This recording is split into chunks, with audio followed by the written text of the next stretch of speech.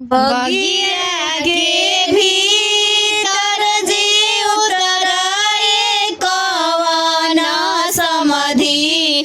बगिया के भीतर जी उतराए कवन समधि।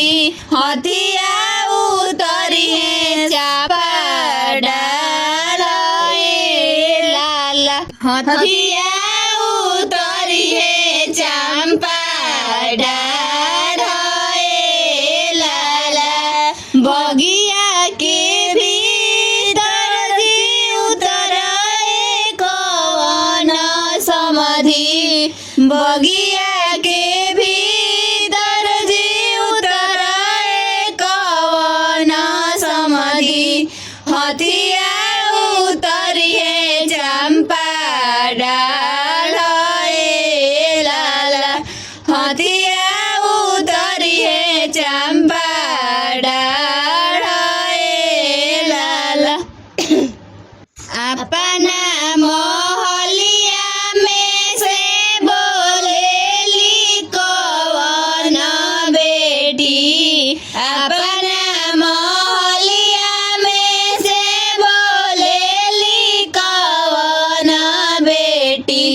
काहे पापा बोलेली को बोलाए लाला।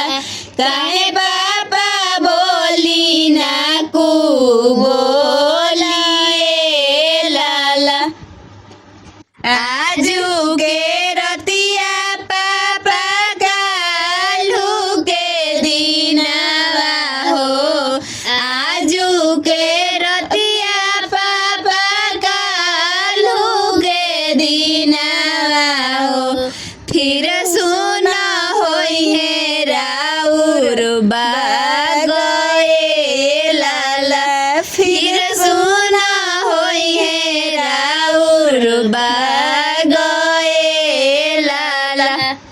बगिया के भीतर जी उतराए कवन समधि।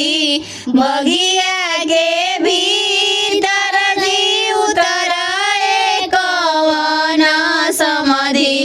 हथिया उतरिए चंपा डाढ़े लाला। हथिया उतरिए चंपा डाढ़े लाला। अपना मोहलिया में से बोलेली कवन बेटी। अपना मोहलिया में से बोलेली कवन बेटी। काहे चाचा बोलेला को बोले लाला।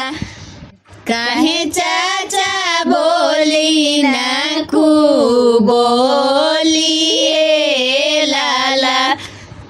आजू के रतिया चाचा कालू के दिनवा हो। आजू के रतिया चाचा कालू के दिनवा हो। फिर सुना होई है राउर बागए लाला। फिर सुना होई है राउर बागए लाला।